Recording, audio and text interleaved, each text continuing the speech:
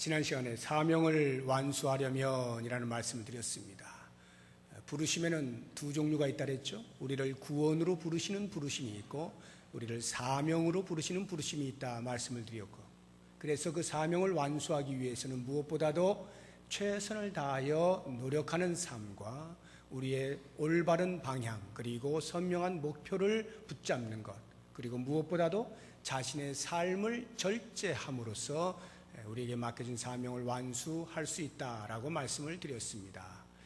이렇게 하나님께서 우리를 부르실 때에 구원으로의 부르심과 사명으로의 부르심이라고 말씀을 드린 것은 그 두 가지의 부르심이 별개의 것이기 때문에 나누어 말씀드린 것은 아닙니다.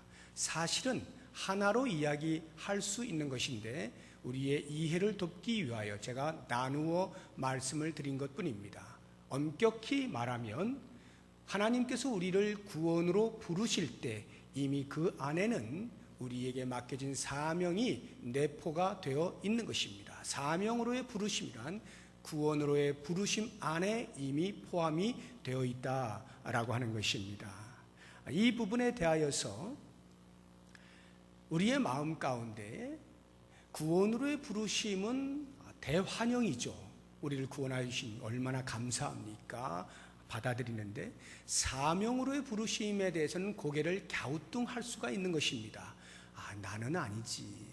목사님도 계시고 장로님들도 계시고 여기 중직자들도 계시는데 뭐 나까지, 이러한 마음을 가질 수가 있고요. 나는 굳이 뭐 사명 그런 거 굳이 생각하지 않고 그냥 신앙생활만 이렇게 조용조용히 할래라고 생각을 하시는 분이 계실지 몰라요.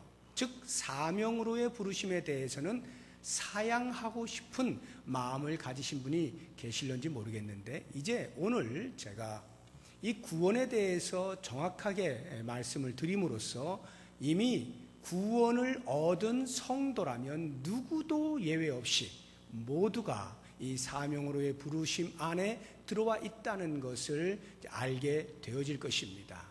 우리가 보통 구원하면 한 단어죠. 구원받는다라고 하는 한 단어인데, 실제 성경에서도 구원이라고 하는 한 단어를 사용하고 있습니다만 개념으로는 하나의 개념이 아닙니다. 최소한 세 가지의 개념을 가지고 우리들에게 가르쳐주고 있습니다. 이것을 가리켜서 제가 구원의 삼중성이라 이렇게 말을 하는데요, 삼중적 의미를 가지고 있다는 말입니다. 이것을 우리의 이제 시간 개념과 함께 맞물려서 제가 설명을 드리면, 우리의 시간 개념은 크게 과거, 현재, 미래가 있지 않습니까? 과거, 현재, 미래, 이것이 시간이라고 할 때에 우리의 구원은요, 과거적 구원이 있고 현재적 구원이 있고 미래적 구원이 있습니다.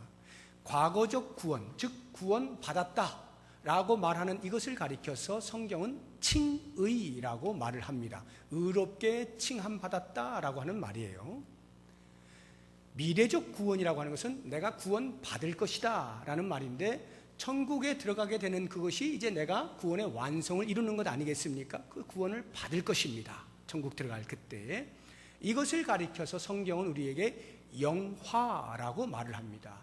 칭의적 구원은 과거적 구원이고요, 영화적 구원은 미래적 구원입니다. 그러면 현재적 구원, 내가 구원 받는다 또는 나는 구원을 이루어 가고 있다 라고 하는 이 현재적 의미의 구원은 성경이 뭐라 이야기하느냐 하면 성화라고 이야기합니다. 성화적 구원이 있는 것입니다.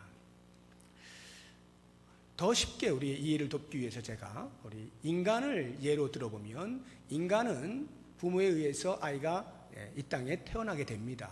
아기가 태어나서 쭉 자라서 성인이 됩니다. 자, 비유적으로 아이가 태어난 것을 가리켜서 죄로부터 구속함을 받은 칭의적 구원, 과거적 구원이라고 말을 할 때 구원 받았습니다. 아기가 태어났습니다. 그러면 이 아기가 성인이 되는 것을 가리켜서 우리의 구원의 완성, 영화라고 이야기를 해보죠. 구원받은 칭의적 구원이 앞으로 내가 구원받게 되어질 영화적 구원, 아기가 성인이 되는 이것, 이 속에는 반드시 아기가 어른이 되기까지의 과정이 있다는 것을 우리는 상식적으로 다 압니다. 어느 누구도 아기에서 곧바로 어른이 되는 경우는 없어요. 우리의 구원이 그리스도를 믿음으로 말미암아 죄로부터 구원함을 받았다라고 하는 칭의적 구원에서부터 이제 내가 주님 다시 오시는 그날에 영화로운 자리에 가게 될 것이야 라고 하는 미래적 구원을 얻는 이 일에 있어서 중간에 아무것도 없이 곧바로 옮겨지는 것이 아니다 이 말이에요. 마치 아기가 성인이 되기 위하여 자라나는 양육 과정이 반드시 필요한 것처럼 우리의 구원에 있어서도 칭의적 구원이 영화적 구원에 이르기까지의 구원을 이루어가는 과정이 반드시 필요한데 그것을 가리켜서 성화적 구원이라 이렇게 표현을 하는 것입니다. 그러니까 구원을 이루어 간다는 이 현재적 삶의 구원의 개념을 우리가 꼭 기억을 해야 돼요. 이 부분에 대하여서 사도 바울이 빌립보서에서 구원을 이루어가라는 표현을 쓰고 있는데 우리 같이 한번 자막을 통해서 빌립보서 2장 12절 말씀 같이 읽어봅니다. 그러므로 나의 사랑하는 자들아 너희가 나 있을 때뿐 아니라 더욱 지금 나 없을 때에도 항상 복종하여 두렵고 떨림으로 너희 구원을 이루라. 구원을 받았다. 구원을 받을 것이다. 이렇게 쓰지 아니하고 너희 구원을 이루라. 마치 구원이 미완성인 것처럼 보이지 않습니까? 그래서 그 미완성된 구원을 점점 완성으로 쌓아가라 이렇게 표현하는 것 같지 않아요? 바로 이 표현을 가리켜서 성화적 구원이라 하는 것입니다. 이 말을 칭의적 구원으로 이해를 하면 이해가 안 되는 거예요. 아니 내가 구원을 받았는데 무슨 구원을 또 이루어가나? 이해가 안 되는 겁니다. 그래서 이 빌립보서 2장 12절에 나오는 두렵고 떨림으로 너희가 항상 복종하여 두렵고 떨림으로 너희 구원을 이루어 가라는 이 말씀은 이미 그리스도를 믿어 구원받은 자로서 그 영광스러운 자리 주님 다시 오실 때 우리가 누리게 될 구원의 완성 영화의 자리에 있기까지 성화적 구원을 계속 살아가라 이 말이에요. 그게 구원을 이루다라는 말이죠. 그래서 오늘 말씀의 제목이 구원을 이루어가는 삶 이렇게 제가 정하게 된 것입니다. 자, 그렇다고 한다면 우리 모든 사람들에게 있어서는 구원을 이루어가는 이 현재적 삶이 피할 수 없는 길이라고 할 때 그러면 어떻게 하면 우리가 이 구원을 잘 이루어갈 수 있을까? 주님이 다시 오시는 그날 영광스럽게 영화의 자리에 이룰 수 있을까 하는 이 부분에 대해서 오늘 본문의 말씀을 통해 제가 한 3가지 정도를 말씀을 드리겠습니다. 가장 먼저 어떻게 하면 우리의 구원을 잘 이루어갈 수 있을까? 역사를 통하여 배워야 합니다. 역사, 이스라엘의 역사, 성경에 나오고 있는 이스라엘의 역사를 통하여 우리가 배울 때 우리의 현재적 구원을 잘 이루어갈 수 있습니다. 사도 바울이 고린도 교회 성도들에게 이 구원을 이루어가는 삶을 가르치기 위해서 이스라엘의 역사를 예로 들었습니다. 그것이 10장 1절부터 11절까지 나오는 말씀인데요. 이스라엘의 역사에서 가장 대표적인 사건 하나를 들어라 하면 뭐니 해도 그것은 출애굽 사건입니다. 애굽에서부터 나오게 되는 그 순간부터 마치 하나님께서 우리를 구원해 주신 것과 같은 의미의 그러한 사건이다라고 하는 거예요. 그래서 이스라엘 백성들에게 출애굽 사건은 너무나도 중요한 역사적 사건입니다. 그들이 애굽에서 나온 이후에 가나안 땅인 하나님의 약속의 땅으로 들어가기까지 곧바로 가지 않았습니다.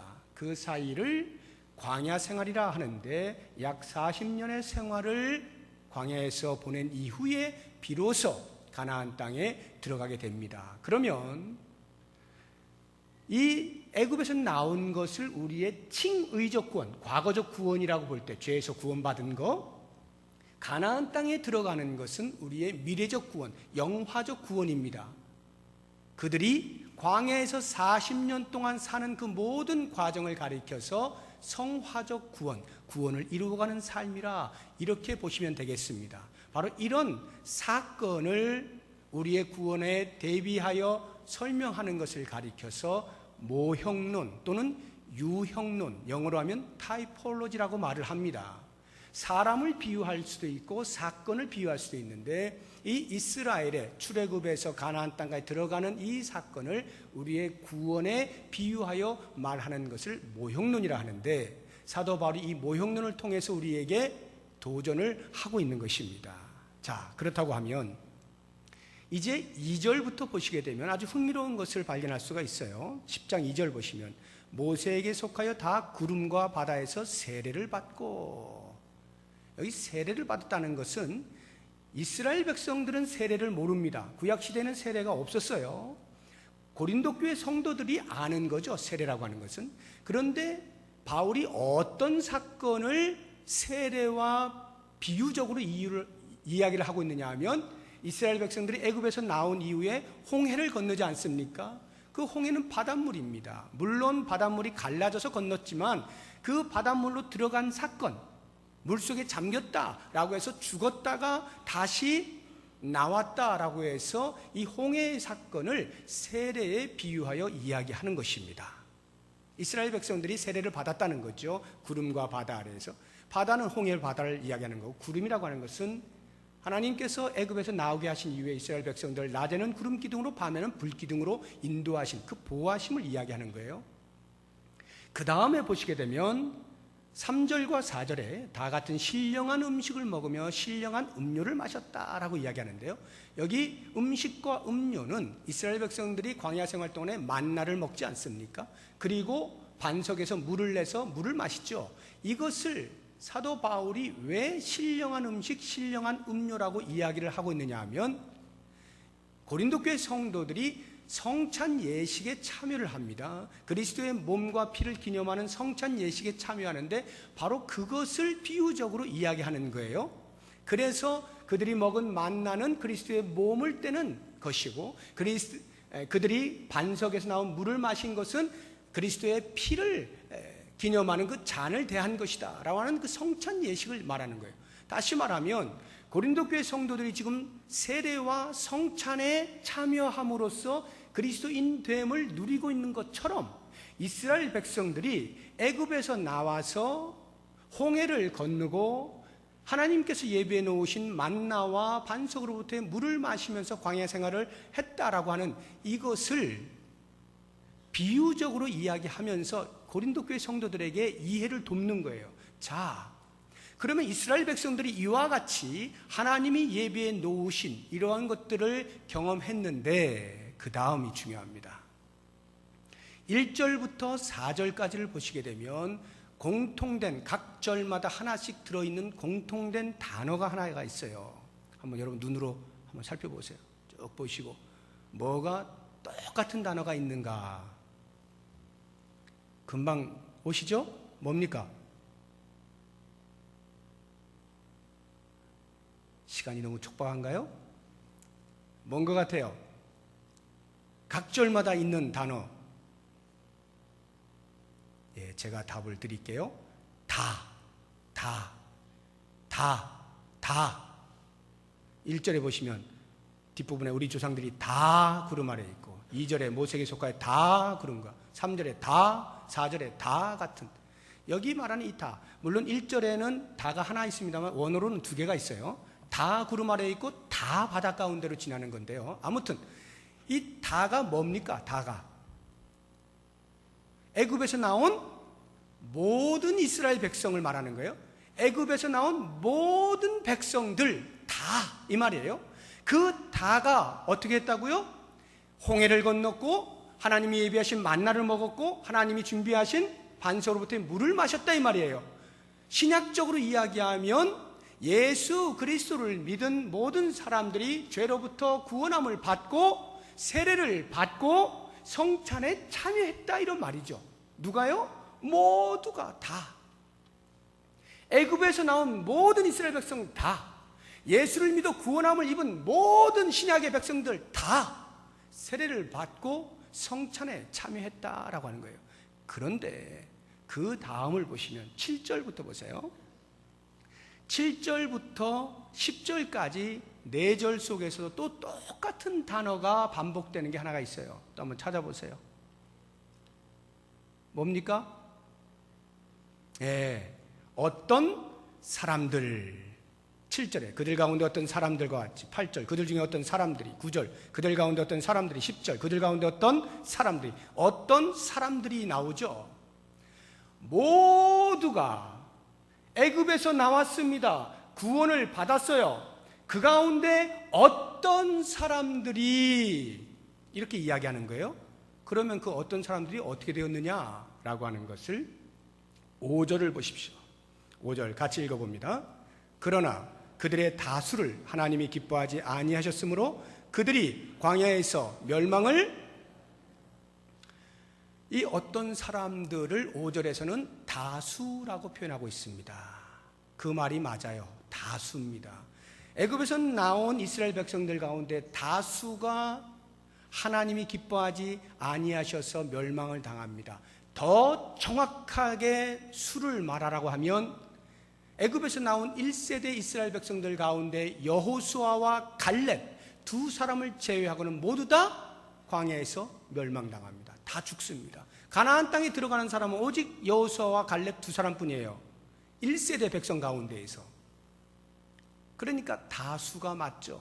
거의 모든 사람이 다 죽습니다. 자, 이 두 비유를 잘 보세요. 왜 바울이 대조하여 모두가 다 애굽에서 나와서 세례와 성찬의 그러한 사건들을 경험했는데 왜 그 가운데 다수가, 어떤 사람들이 이러이러한 일들을 해서 멸망을 받았느냐라고 하는 것을 대조하여 보여주면서 우리 인생들이 그리스도를 믿어 구원함을 받았다 할지라도 영화로운 단계에 이르기 전에 이 성화의 자리에서 정확한 구원을 이루어가는 삶을 살지 않으면 이렇게 멸망을 받을 수 있다라고 하는 역사를 통하여 교훈을 주고 있는 거예요.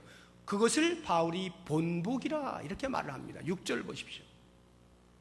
6절 이러한 일은 우리의 본보기가 되어. 11절 보십시오.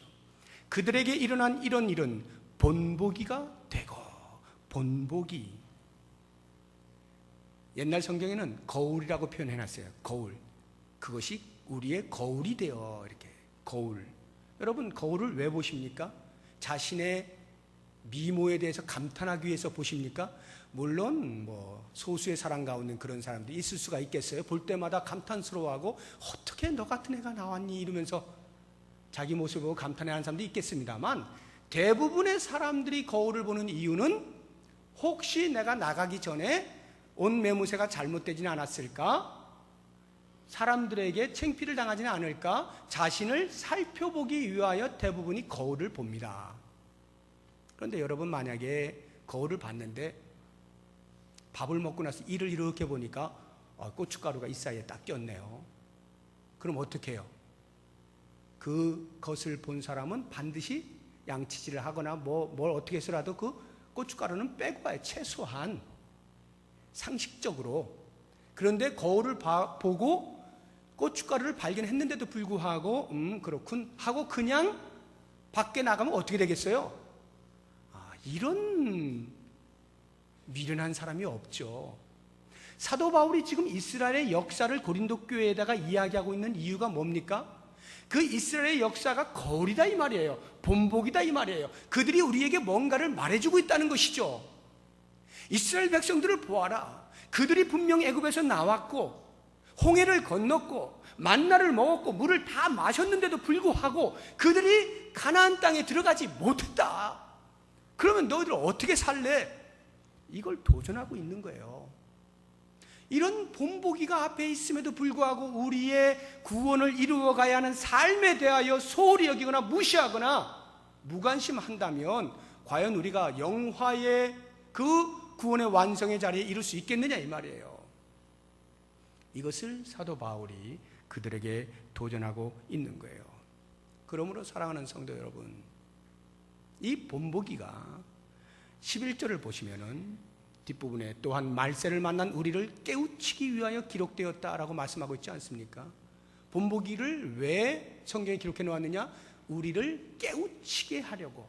그러면 우리가 깨우쳐야죠. 깨우쳐야 됩니다. 성경 말씀을 보면서 이스라엘의 역사를 살펴보면서 우리가 깨우쳐야 돼요. 고린도 교회 성도들은 그것을 깨우치지 못했어요. 그래서 반복하여 죄를 짓는 겁니다. 얼마나 어리석습니까? 6절을 보십시오. 이러한 일은 우리의 본보기가 되어 우리로 하여금 그들이 악을 즐겨한 것 같이 즐겨하는 자가 되지 않게 하려 한 거예요. 그런데 고린도 교회 성도들은 이스라엘 백성들이 악을 즐겨한 것처럼 광야에서 예수를 믿고 나서 여전히 악을 즐겨 행한 거예요. 그러므로 우리들은 그것을 본보기로 여겨서 깨우쳐야 됩니다. 그럼 무엇을 깨우쳐야 되느냐? 그 내용이 12절에 나옵니다. 12절 다 같이 읽어봅니다. 시작. 그런즉 선줄로 생각하는 자는 넘어질까? 선줄로 생각하는 자 넘어질까 조심하는 것. 우리가 어떻게 구원을 잘 이루어갈 수 있느냐? 두 번째가 바로 이겁니다. 선줄로 생각하지 말고 교만하지 말고 넘어질까 조심하는, 자기 자신을 잘 살피는 이 일을 행할 때 우리의 구원을 잘 이루어갈 수가 있게 되는 것입니다. 자, 그렇다고 한다면 이스라엘 백성들이 과연 어떠한 악을 저질렀는지, 왜 광야에서 모두 다 죽게 되었는지 그것이 7절에부터 10절까지 하나씩 하나씩 나옵니다. 7절에는 무엇 때문입니까? 우상 숭배. 8절에는요 음행하는 것. 9절은요 하나님을 시험하는 것. 10절에는요 원망하는 것. 이스라엘 백성들이 광야에서 이것들을 행하다가 그만 광야에서 죽고 말았다 이 말이에요. 우상숭배가 뭡니까?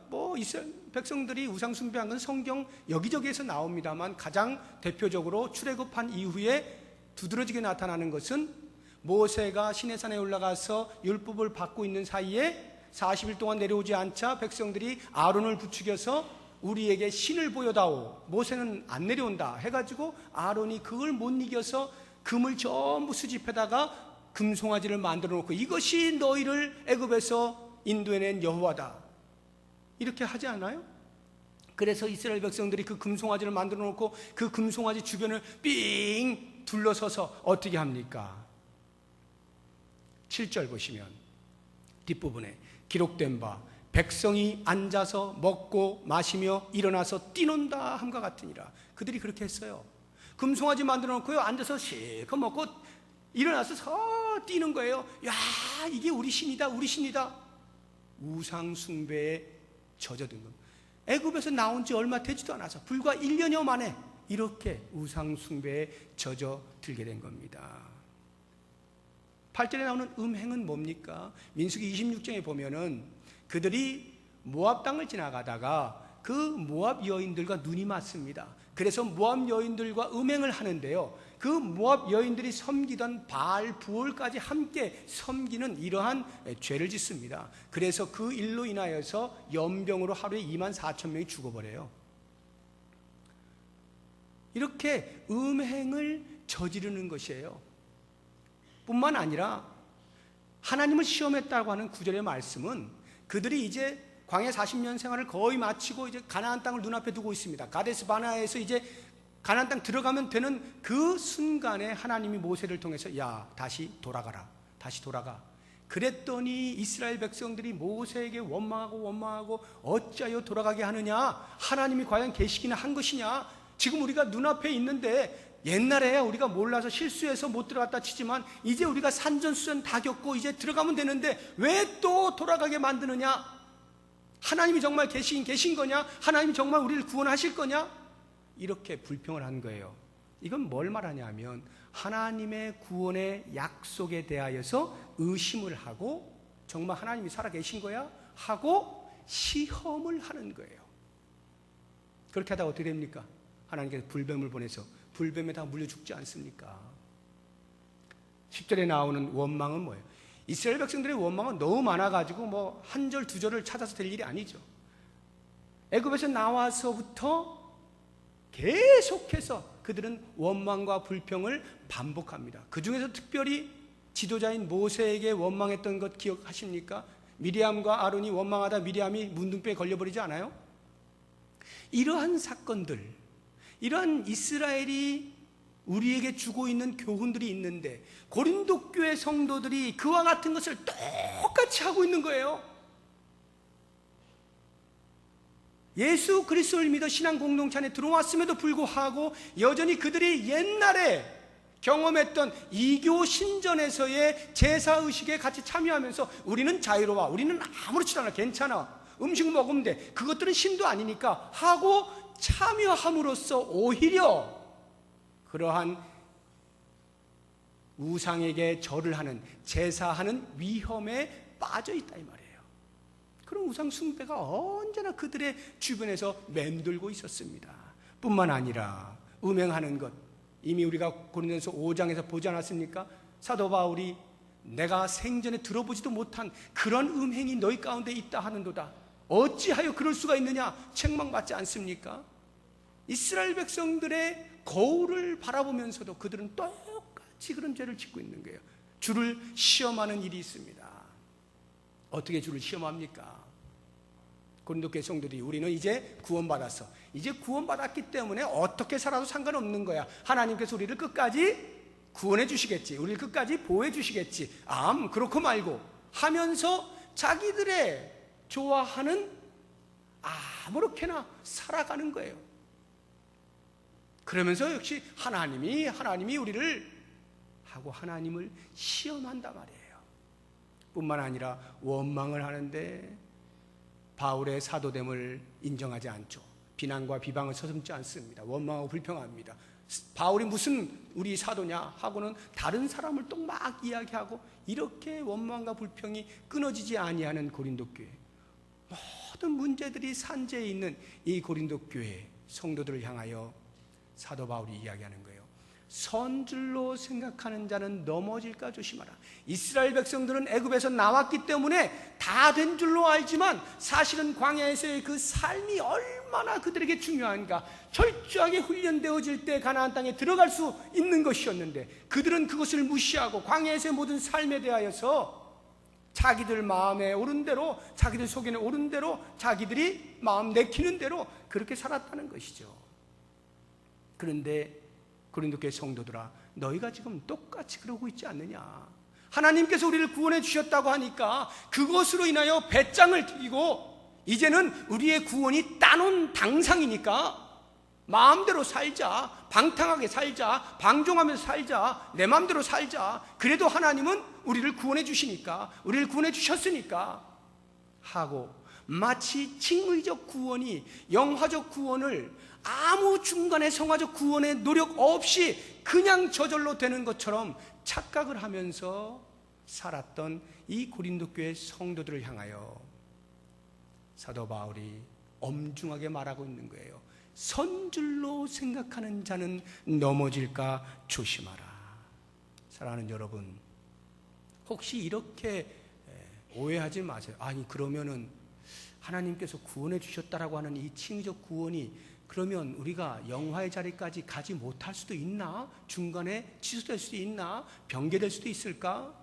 그렇다고 하면 내 마음의 구원의 확신이라는 것은 과연 무엇일까? 여러 가지 많은 생각들이 있을 거예요.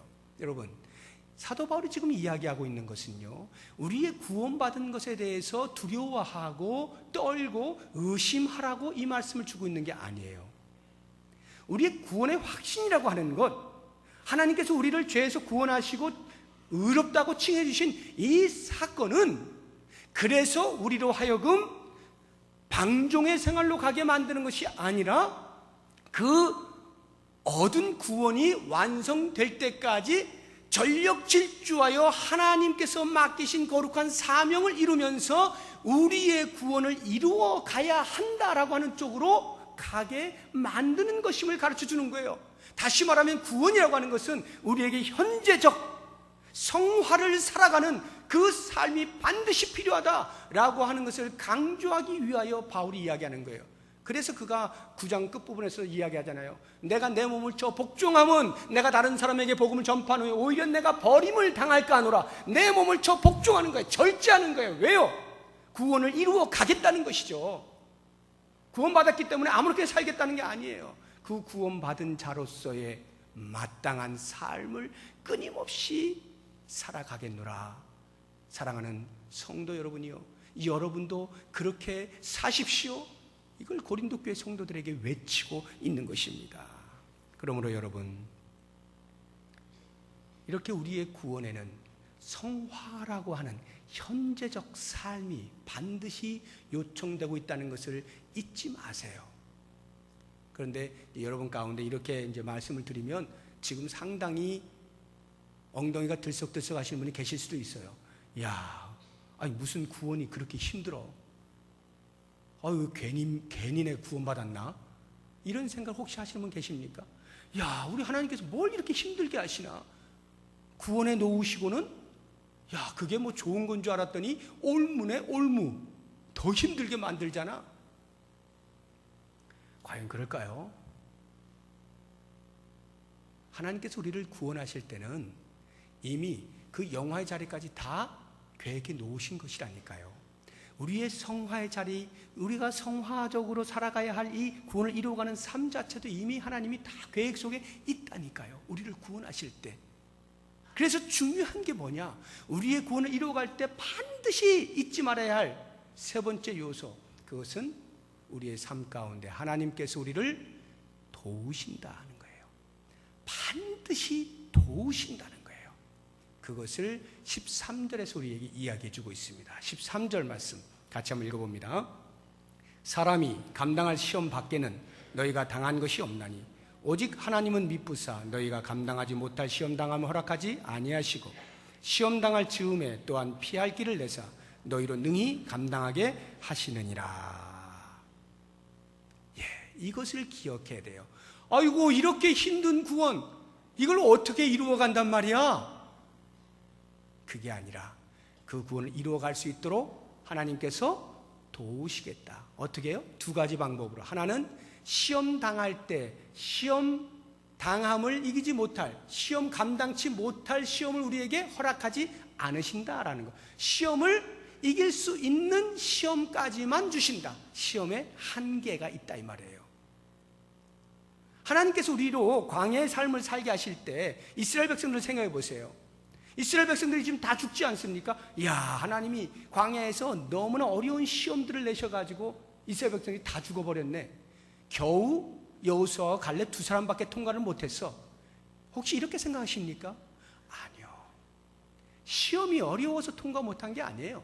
우리 하나님은 모두가 통과할 수 있는 시험만 내시는 거예요. 그것이 하나님이 내시는 시련과 어떤 연단으로서의 시험이 됐든지 아니면 사단이 주는 유혹과 시험이 되었든지 그것조차도 하나님이 허락하지 아니하시면 사단이 우리를 유혹하지 못하는 것을 아십니까? 욥을 보세요. 사단이 욥에게 시험을 하죠. 하나님, 저 욥이 하나님을 잘 믿는다고 하는데 제가 몇 가지만 시험하면요 금방 넘어질 거예요. 그래? 알았어. 그러면 그 몸에는 손대지 마. 그랬더니 그 자식들과 다 그 재산을 다 없애버리잖아요. 아우, 하나님, 저 몸에 좀 뭔가 이상이 있어야 그래도 하나님을 원망하지 않을까요? 그래, 알았어. 그러면 생명만큼은 건들지 마. 하나님이 계속 시험에 한계를 두시는 거예요. 제한을 두시는 거예요. 욥이 이길 수 없는 시험을 주시지 않는 거예요. 하나님은 욥이 이길 수 있다고 보신 거죠. 결국 욥이 어떻게 합니까? 물론 그 사이에 원망도 하고 여러 가지 일들이 있었지만 결국에는 그 시험을 이겨내지 않습니까? 하나님이 이길 수 있는 시험만을 내시지 이길 수 없는 것을 주시지 않는다라고 하는 것입니다. 그래서 우리가 구원을 이루어갈 때 예수 믿는 것 때문에 힘든 일들이 많이 생길 수가 있어요. 야, 정말 힘들다, 힘들어. 차라리 내가 예수 안 믿었으면 훨씬 편하게 살 수 있는 방법이 굉장히 많은데 말이지. 예수를 믿어가지고 이것도 안 되고 저것도 안 되고 이게 양심에 걸리고 저것도 걸리고, 야, 이거 어떻게 너무너무 힘들어. 이렇게 힘들까 하고 주저앉고 싶을 때 여러분 생각하십시오. 욥을 생각하시고요. 욥이 너무 멀리 있거든. 우리의 신앙의 선조들을 생각하세요. 초대교회의 우리의 신앙의 선조들은요, 자신의 믿음을 지키기 위해서 목숨을 내놓지 않았습니까? 그것을 순교라고 하죠. 순교를 불사했어요. 초대교회가 너무 뭡니까? 우리나라의 역사를 보십시오. 일제 치하 시대에, 공산당 치하 시대에 우리의 신앙의 선조들이 믿음을 지키기 위해서 목숨을 걸지 않습니까? 순교자들이 수도 없이 나오지 않았습니까? 왜요? 하나님께서는 그들이 이길 수 있는 시험만을 내시기 때문에, 설령 그것이 목숨과 바꿔지는 것이라 할지라도 그들은 시험을 이긴 거예요. 우리의 선배들이 이미 시험을 이기는 많은 것들을 보여주셨어요. 우리에게 당한 시험이 정말 그들보다 더 힘듭니까? 우리가 주저앉아야 될 그 상황이 그들보다 더 힘들어요? 목숨을 내놓아야 됩니까? 지금 우리의 상황 가운데 목숨이 경각에 달린 일들은 별로 없어요. 우리가 예수 믿는 것 때문에 목숨 내놓아야 될 일이 얼마나 있습니까? 우리의 삶이 불편한 것은 있을 수 있고, 절제해야 될 것은 있을 수 있고, 손해보는 것은 있을 수 있을런지 몰라도 목숨 내놓아가면서 신앙 지키는 일들은 요즘은 우리 한국 땅에 별로 찾아볼 수 없어요. 그렇다고 하면 여러분, 우리가 예수 믿는 것 때문에 힘들고 어렵고 눈물 납니까? 그때 우리의 신앙의 선조들을 생각하세요. 그들이 어떻게 견뎠는가를 보세요. 어떻게 시험을 통과했는가를 잘 보세요. 그리고 무엇보다도 우리 예수님을 깊이 생각해 보세요. 예수님은 히브리서 4장 15절에 보니까 그는 우리와 한결같이 시험을 받으시되 죄는 없으시니라 말씀하셔요. 이미 예수님이 우리와 동일한 시험을 이 땅에서 겪으셨다라고 하는 거예요. 예수님조차도 그 시험을 겪으셨어요. 피할 길이 없어요. 우리 모두에게 시험이 다가와요. 그런데 그 시험이 하나님께서 통과할 수 있는 만큼만 주시는 시험이다라고 하는 것을 꼭 기억하시면 우리가 넘어질 이유가 없어요. 주저앉아 있을 이유가 없어요. 좌절과 절망이 있을 이유가 없습니다. 반드시 우리가 구원을 이루어가는 삶에 있어서 우리가 가지 못할 길이 없다 이 말이에요. 두 번째로 하나님이 어떻게 우리를 도와주시느냐, 우리가 정말로 힘들 때, 막다른 골목이라고 생각될 때 하나님이 그때 피할 길을 싹 내주시는 거예요. 피할 길을 내주시고 감당할 수 있도록 힘을 부어주시는 거예요. 여러분, 이게 얼마나 큰 은혜인지 몰라요. 이스라엘 백성들이 불뱀에 물려가고 다 죽게 생겼잖아요. 죽는다고 외치면서 모세야 한 번만 하나님께 기도해가지고 제발 우리를 살려달라고 해다오. 모세가 또 기도하죠. 하나님 한 번만 살려주세요. 지금 가나안 땅 거의 다 왔는데 지금 죽으면 어떡합니까? 해서 또 간절히 기도하니까 하나님께서 어떻게 피할 길을 내시나요? 노수로 뱀을 형상을 만들어서 장대에 달고 그것을 쳐다보는 사람이 나을 수 있도록 피할 길을 주시지 않습니까? 불뱀으로 징계를 하시지만 또한 피할 길을 내주시는 거예요. 피할 길을 내주시는 거예요. 근데 여러분, 여기에서 이제 우리가 오해하지 않아야 될 부분이 하나 있어요. 피할 길을 내신다라고 할 때 그 피할 길에 대하여서 하나님이 피할 길을 보여주시는 것이 아닌 내가 생각할 때 여기가 피할 길이야 라고 내가 생각한 피할 길을 찾으시면 큰일 납니다. 우린 자칫 그렇게 하기가 쉬워요. 예를 들어서 사업이 너무너무 힘들어요. 정말 앞뒤가 꽉 막혔어요. 더 이상 이제 돈을 빌릴 데도 없어요. 돈을 굴릴 수도 없어요. 사업이 이젠 정지됐어요. 이제 망했구나. 이럴 때 하나님께서 갑자기 지혜를 주시는 거예요. 피할 길을 내시는 거예요. 어떻게? 이때는 부도를 내야 되겠다. 부도를. 그래서 일부러 부도를 내는 거예요. 실제로 있었던 일이에요.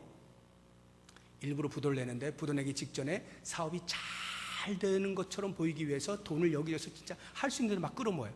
돈을 끌어모으려고 하다 보니까 가까운 사람을 끌어모을 수밖에 없겠죠. 친척이든 뭐든 되는 대로 막 끌어모읍니다. 사업이 잘 되는 것처럼 하다가 그 돈을 싹 뒤로 빼놓고 부도를 빵 내버려요. 그러면 회사가 부도 나버렸으니까 더 이상 갚을 게 없잖아요. 근데 자기는 살 것을 미리 준비해 놓은 거예요.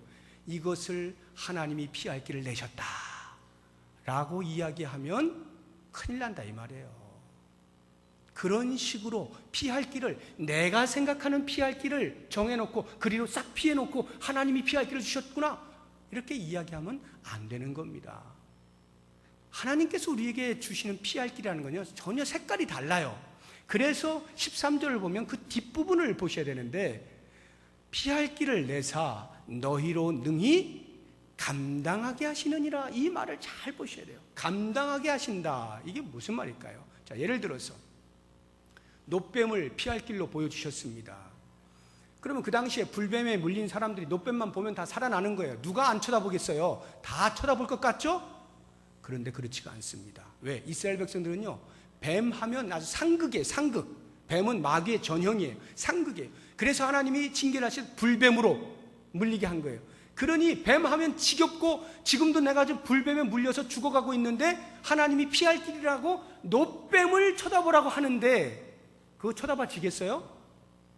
그것은 마치 지금 내가 불난 집에 부채질을 하는 것과 마찬가지예요. 아니, 우리 하나님이 내가 지금 불난 집에 부채질을 하고 있나 할 만큼의, 지금 내가 불뱀에 물려 죽어가는데 또 노뱀 쳐다보라고? 더 빨리 죽으라는 거예요? 뭐야?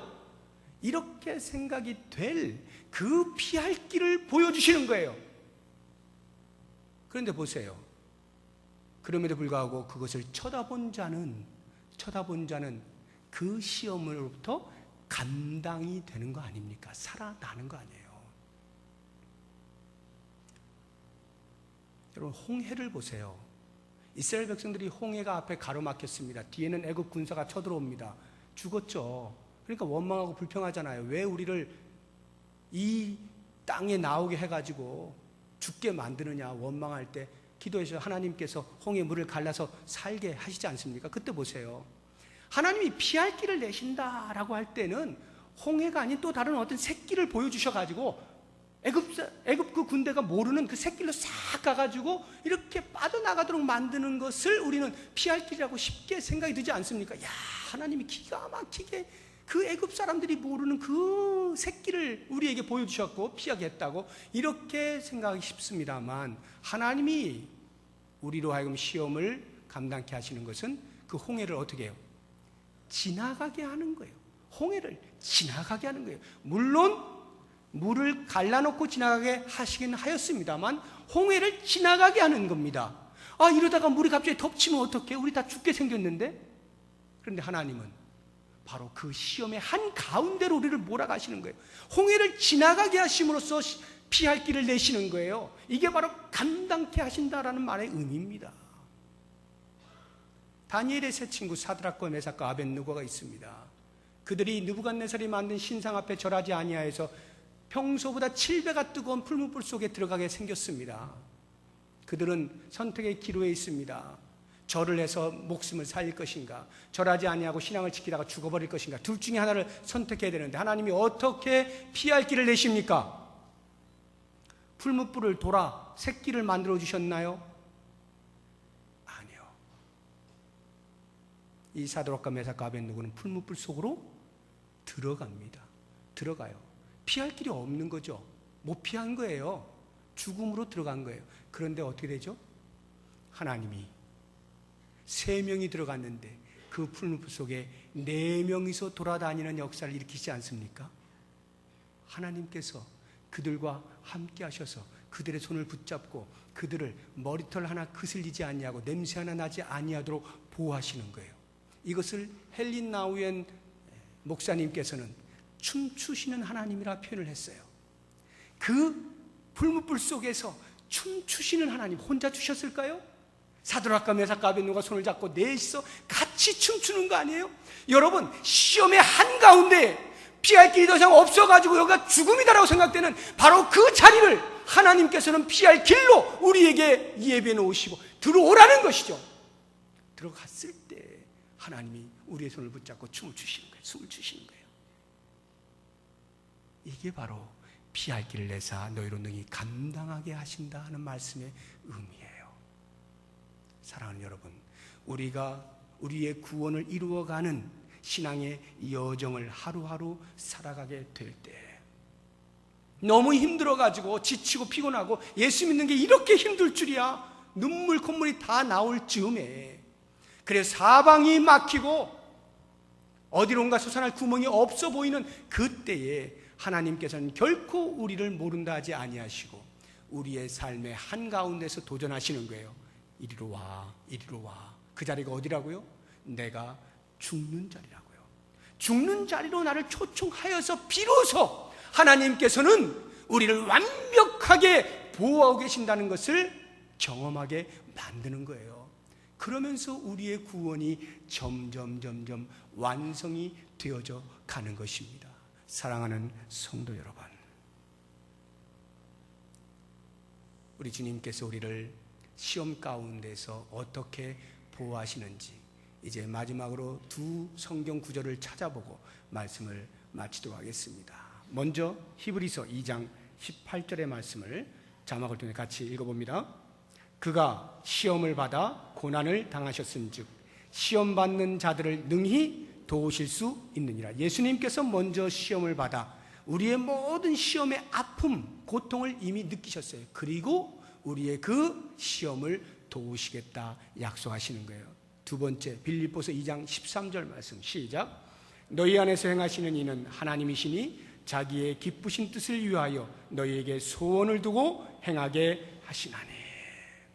하나님께서 우리를 구원하셨을 때 그리고 그냥 방치하시는 것이 아니라 우리 안에서 선한 일을 할 수 있도록 선한 뜻을 심어 놓으시고 그 일을 행할 수 있도록 하나님이 우리와 함께 하신다.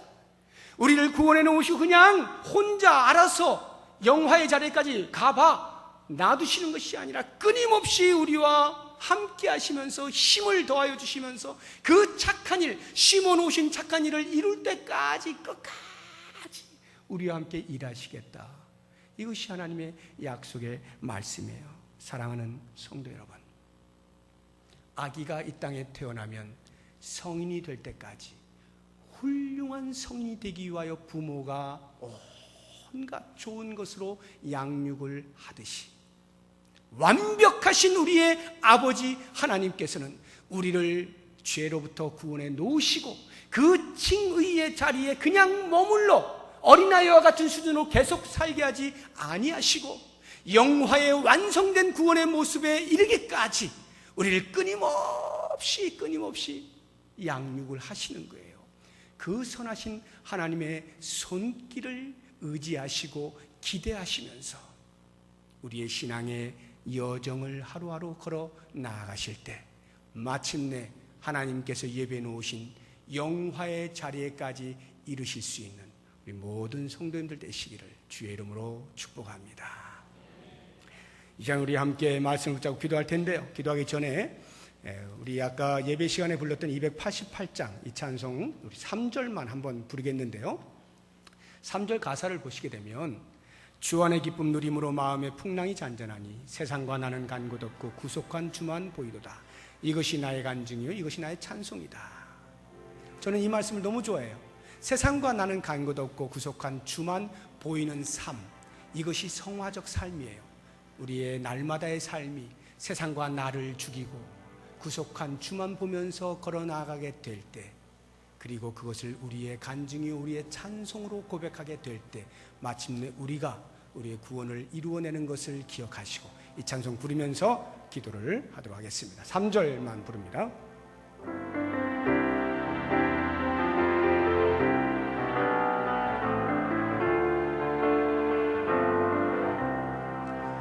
주 안의 기쁨 누림으로 마음의 풍랑이 잔잔하니 세상과 나는 간 곳 없고 구속한 주만 보이도다.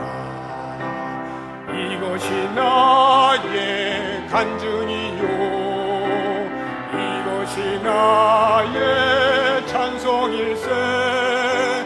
나 사는 동안 끊임없이 구주를 찬송. 이것이 나의 간증이 한 번 더 합니다. 이것이 나의 간증이요 이것이 나의 찬송일세. 나 사는 동안 끊임없이 구주를 찬송하리로다. 아멘. 제가 몇 가지 기도 제목을 드리겠습니다. 오 하나님, 말씀을 통하여 이스라엘의 역사의 교훈을 바르게 받게 하시고 모든 악을 버리고 선을 행하게 하여 주옵소서. 혹시라도 내가 구원받은 것으로 인하여서 교만하거나 나태하거나 방종하지 아니하고 스스로를 계속적으로 절제하면서 성화의 삶을 살아갈 수 있게 해주십시오. 하나님의 도우시는 손길을 의지하고 어떠한 어려운 경우에도 포기하지 아니하고 끝까지 신앙의 경지를 다할 수 있게 해주십시오. 이와 같은 기도의 제목으로 다 같이 통성으로 기도하겠습니다.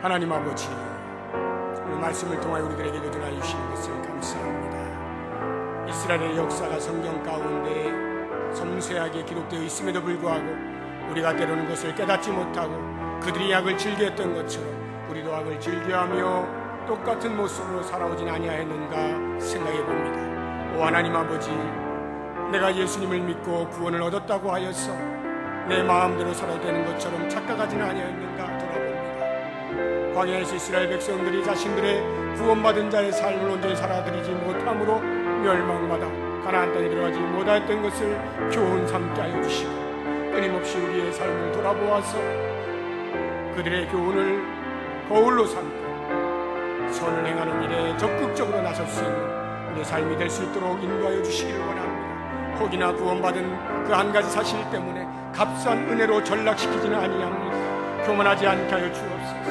나태하지 않게 하여 주옵소서. 방종하지 않게 하여 주옵소서. 방탕한 삶을 살지 않게 하여 주옵소서. 오직 구원받은 자로서 마땅히 주께서 우리에게 맡기신 사명, 구원을 이루어가는 그 삶을 살아드릴 수 있도록 인도하여 주시기를 원합니다. 스스로를 절제하게 하여 주옵소서. 죄를 끊어내게 하여 주옵소서. 성화의 삶을 살아갈 수 있게 하여 주시옵소서. 오 하나님이여, 때로 힘들고 어렵고 눈물 나고 주저앉고 싶을 때가 있습니다. 주님이여, 그럴 때마다 다시 한번 힘을 더하여 주옵소서. 감당치 못할 시험당함 허락까지 아니하신다 말씀하여 주셔서 그 말씀을 꼭 붙잡고 우리 주님께서 우리를 마침내 거룩한 자리, 영화의 자리에 이르게 하시는 그 소망의 약속을 부여잡고 한 걸음 한 걸음 걸어가게 하여 주시되 주님의 도우시는 손길을 끝까지 의지할 수 있게 하여 주옵시고 내게 맡겨진 신앙의 여정 피하지 아니하고 담대하게 감당하며 나아가 뚫고 지나가 주님이 요청하신 거룩한 자리에 이를 수 있게 하여 주시고 주님이 예배해 놓으신 놀라운 상급을 받아 누릴 수 있는 그런 삶을 살게 하여 주시옵소서. 싸우며 예수님의 이름으로 기도드립니다. 아멘. 하나님 아버지, 우리가 구원받은 것으로 모든 것이 끝난 줄 알았더니 그 구원이 이루어 가야 할 삶도 요청되고 있다는 것을 깨닫게 됩니다. 우리에게 맡기신 사명을 이루어 나가는 것이 우리의 구원을 이루는 것임을 깨닫고 이제는 우리의 삶의 현장에서, 교회에서, 가정에서, 사회 구석구석에서 우리에게 맡긴 사명이 무엇인가를 잘 찾아내어 그 사명대로 살아들여 아름다운 구원을 이루어가는 복된 삶을 살게 하여 주시옵소서. 예수님의 이름으로 기도드립니다. 아멘.